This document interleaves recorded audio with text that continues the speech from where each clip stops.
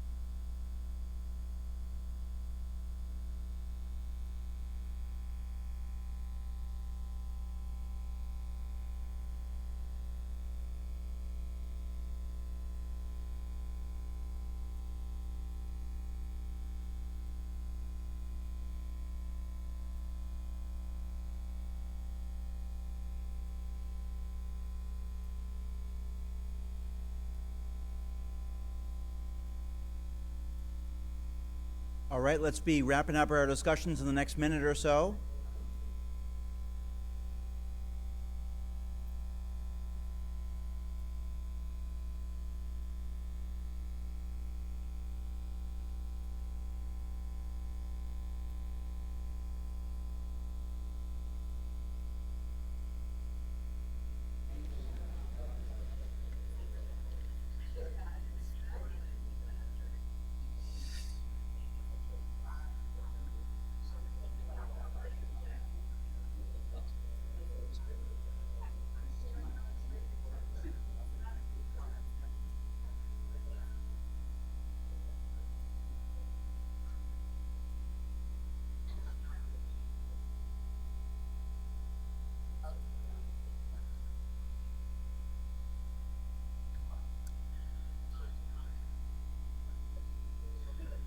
All right, pencils down, everyone. Pencils down.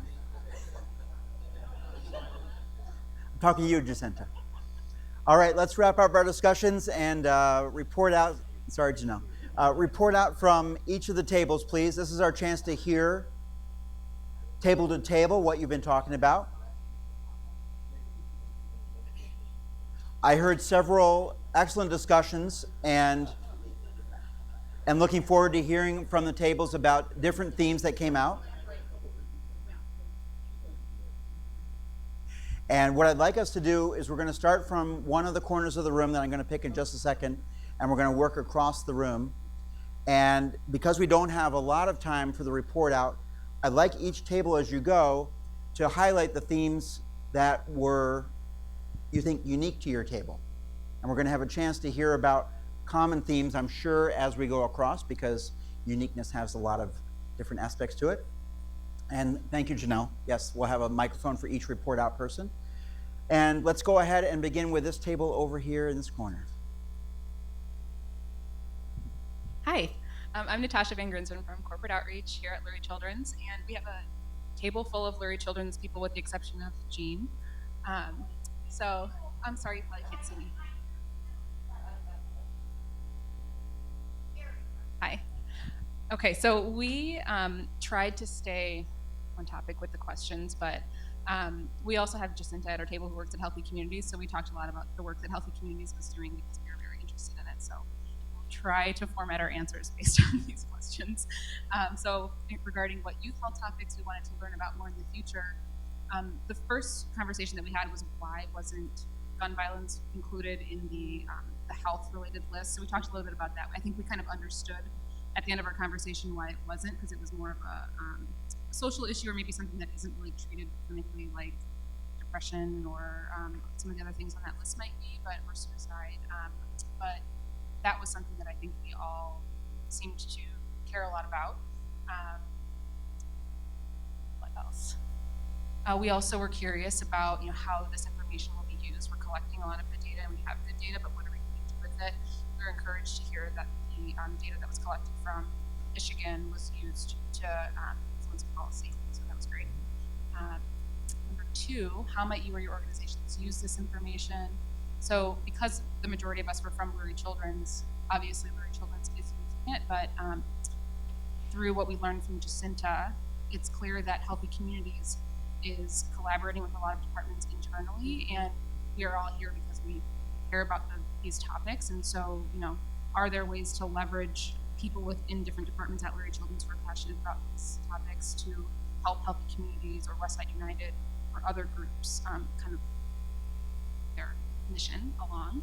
And then how can we think collaboratively and strategically about funding? We also talked about Westside United. I'm not sure if I should tell everyone what Westside United is if you don't know what it is, but just leveraging our partnerships that we have outside of Lurie Children's, because a lot of these issues like poverty, racism, et cetera, are things that we cannot solve alone as an organization, and will have a stronger impact if we partner with people outside of our organization. Thanks, Natasha. Reporting out from this next table here.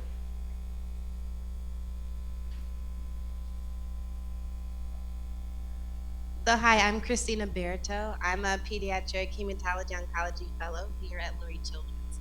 So we had a great variety of discussions. So I'll try to be succinct in the interest of time. But in terms of health topics that we were interested in hearing more about how local parents and children felt, one that we mentioned was water safety. We also wanted to hear about their personal experience in the healthcare system and what resources are available to them. So we wanted to hear about how they access resources. We also wanted to hear about their thoughts on other current topics like legalization of marijuana, how will that impact use norms. Let's see, and then if we kind of flip to the next page, just kind of highlighting some of the things. We also talked about social media use and how is that affecting how they gather information, how health information is disseminated. We also talked about consumer telehealth. Another topic that came up was the impact of race and health equity and how that impacts healthcare utilization and treatment outcomes. And immigrant families was another topic that came up. And I guess moving to question 2, how might our organization use this information in the future? We talked about this kind of guiding how we disseminate information and making sure it aligns with kind of the topics that are most important to them. Guiding our conversations with families, making sure that each healthcare encounter is addressing what's important to them, not just kind of what the provider thinks should be addressed. And then I guess moving on to question 3, how can we think collaboratively and strategically about funding? One idea that came up was that there might be a public health. Oh, sorry. One idea that came up is that there might be a public health component to the marijuana tax, so that could be a possible source of funding. And another one was that we can share it with our foundation to make sure they're getting timely information about prioritizing where funding goes. I think that's it. Thanks, Christina.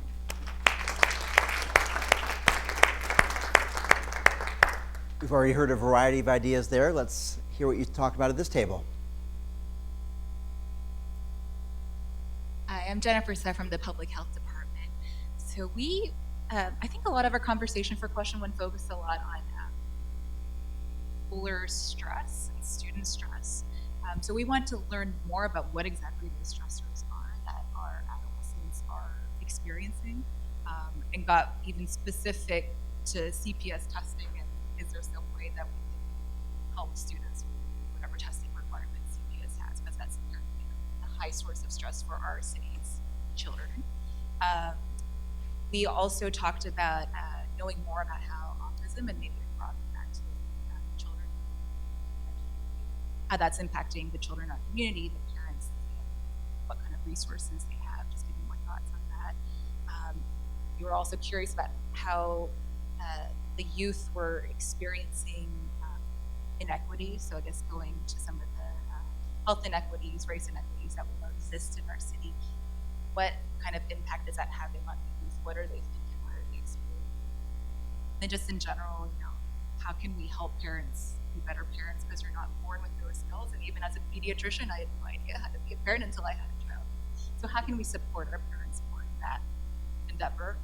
In terms of how our organizations can use this information, I think we wanted to make sure the information got out to clinicians and so that they can make it actionable in that one-to-one interaction.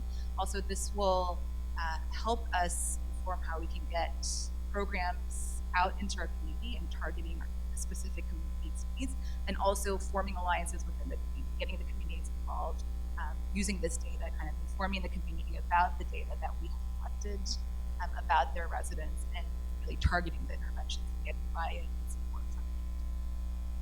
Then in terms of funding, one interesting idea was to perhaps have each survey sponsored by a different interested party, whether it's a company or someone else.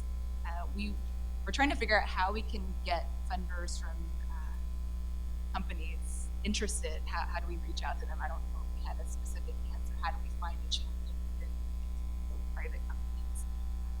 But maybe just asking the group, like, is there a particular health topic? What are you interested in? Seek in-kind contributions, smiley face. I can't remember what exactly that was. I'm sorry. Oh yes, yes. How can we make policy changes to get the government to pay for it? pay for this important work. Thank you, Jennifer.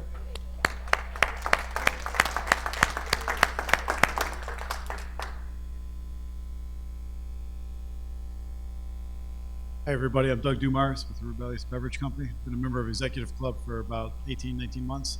It's been a great organization, so this is one of the best things about it, all these forums. We took a stab at all of this, and we really kept it pretty much to the medical side of things that we're after. There were a lot of good suggestions and a lot of things that I liked as well, but we looked at things like for children, we want to know kind of where the homelessness is, the issues around that. Find more and more that it's not just adults that are homeless, there's kids. We want to understand where that impact is and what's happening. Along with that is basically a derivative that really gets under thought of, I guess is the best way to say it, and that's all around mental health. So if you think about, where the next meal's coming from, where you're sleeping, where the shower is, all of that goes against the mental stability and et cetera that go through. And then oftentimes, obviously, that gets over-medicated when in reality medication is.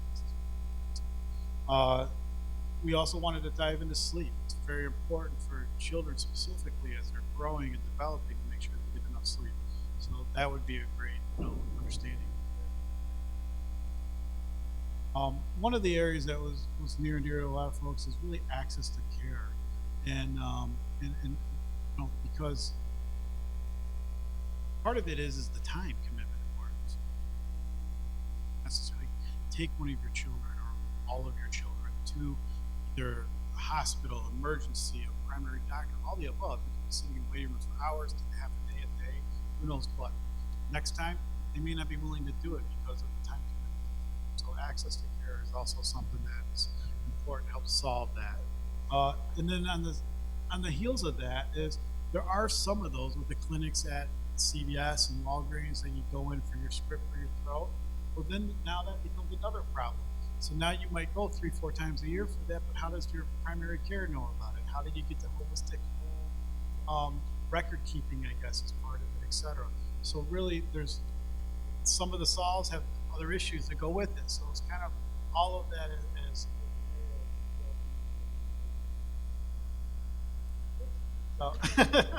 for the non-medical. So we spent a little bit of time talking about how organizations can help with this as well, and one of them is, taking this information back for companies.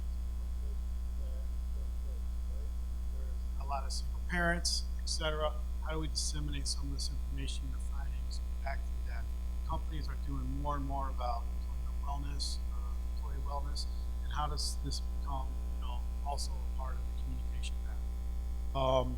Also looking at, ways for things. For example, is the city of North Chicago. How can we address their needs that have very similar problems in the inner city here in Chicago, and other areas around the state, country as well, but doesn't have the publicity of Chicago, doesn't have the funding. So how do we communicate that back? And one of those options is something like there needs to be, I don't know the right terms, I guess, on this, but it's kind of like a broad organization that can easily access and disseminate information, so that those communities can tap into the research that tends to get funded where cities and philanthropy is really kind of more known. Something like that, so that can be leveraged across. And then, basically, it's, at the end of the day, we really need education for everyone. As we think about, how about funding and how can we pay for these things, a number of things that come to mind. One is microloans, the ability to get that back under a certain threshold, have that come through, help fund it. It's been a while since that's been top of mind, at least in the news media, et cetera. That's an opportunity. Another one is, I think you guys talked about there's a lot of branded companies out there that there's got to be partnerships, and health and wellness is a huge drive for whether it's snacking or a club. There's probably something there where, the marketing agencies and everything's shifted. Now we have all the digital space that we've had for the last 10 or 12 years. Dinosaurs of TV and things like that have kind of moved off that. There's got to be ways that we can tap into some branded companies to help fund this in a way that they can get their brand associated with these things, help do some of that. Then as we, there's a number of other things.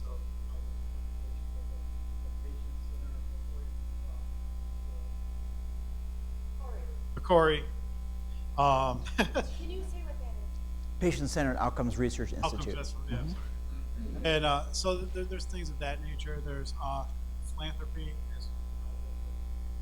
That's great, but the problem is there's so much need for so much philanthropy, so it's just another tap to the same well. It's a great opportunity to do it. I talked a little bit about private-public relationships, leveraging dollars, and then really kind of engaging people, opening remarks about it, getting it through what federal grants, etc. Personally, I like the tax on cannabis or marijuana as a possibility because every state is struggling with how to. It's going to be there. I've been doing a lot of things, especially in the beverage business. It's going to happen. It's going to take time. It's going to be there. And now states like Illinois, who used to be $3 billion in deficit, are now $15 billion in deficit. Are all looking for ways to figure that out and tap into things like that. That possibility now put into especially on the hemp side of it. We're now, I know we're in a hospital. I know it's not the same, but there are starting to be proven research, around the true benefits of that.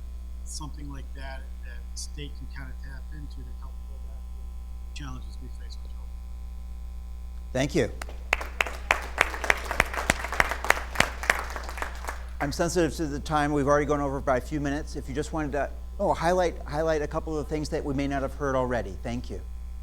Hi, I'm Nicole Sather. I'm a pediatrics resident from Advocate Christ Medical Center in Oak Welcome. Lawn. So not worry, but I'll try to be brief. So it seems like based on what I've been hearing from the rest of the room, we're on the same page on a lot of issues.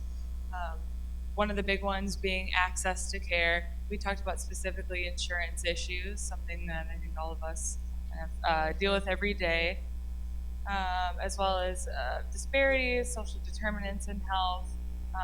We talked about environmental health, some of those things that are kind of just underlying all the time that aren't necessarily obvious right away as big implications on our health. Also education and communication, especially literacy among our parents, healthcare literacy. And then one thing that's near and dear to me, I'll admit, is adherence to care plans. I know at our hospital, for instance, only 50% of the prescriptions we write for outpatient care are ever filled. And I don't think that 50% of that is because of parents not wanting medications for their children. I fully believe that there are probably a lot of other reasons there that we could look into more. And then questions for Chicago families. What are their barriers in particular? Is it transportation? Is it insurance? What are their biggest barriers to getting care? Perceptions about health. One thing was where are they getting their care? And then also where are they getting their health information? Are they getting it from their doctor? Are they getting it from their moms passing information down? Are they getting it from Dr. Google? Who knows? We did talk a little bit, we kind of skipped over it, questions for teens. Kind of the same questions we'd ask for parents, but in a lot of ways, but what are they concerned pertaining to their own health? What are the things that they want to focus on most about their own health? How does that compare to what their parents' focuses are for their health? And then use of information. I think a lot of this was just focused on, I guess one thing I was thinking of is when talking to a family about an intervention that they may have been previously opposed to, if you know what their actual concerns are, presenting those as the primary, I guess, convincing argument toward an intervention can be more effective than just kind of spewing the data that we as doctors think is the most important part there. And then it's just, we talked about improving communication across Chicago to eliminate barriers, and then also partnering with community organizations to make healthcare more approachable in a lot of ways, both literally and figuratively. And then lastly, with funding, biggest one here that we talked about was that at least from the hospital employee standpoint, we are not economists, but economists are important in these situations. So it seems like lack of funding, lack of financial resources are an underlying tone for everything that we're talking about today. I know that we use epidemiologists all the time in our research, so we are factoring in financial things into all of our research, but we often fail to bring more experts on money into it to actually solve the problem or work towards solving the problem. Okay, thank you very much. I want to thank you all for the brain power you've put into this exercise. I can just do this. And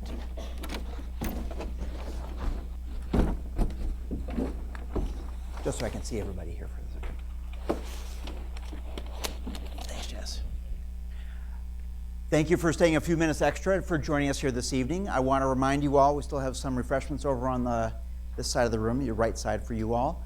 And don't forget to take your mugs and pens and reports that are on the table as you'd like to. I want to thank the Executives Club of Chicago for your partnership in helping us host the Civic Affairs Forum this evening. Thanks very much. I'd like to express my gratitude to the members of the Voices of Child Health in Chicago team, the Academic General Pediatrics Administrative team, and the Smith Child Health Research Center team for helping put this event together here. So thank you to that team. I want to acknowledge the support of the Founders Board of the Children's Hospital of Chicago, Lurie Children's Hospital. Wow, that was the old version of it, right? Founders Board of Lurie Children's Hospital of Chicago, and an anonymous donor for the support of Voices of Child Health in Chicago, without which you wouldn't have heard anything tonight about what's going on. And I want to thank you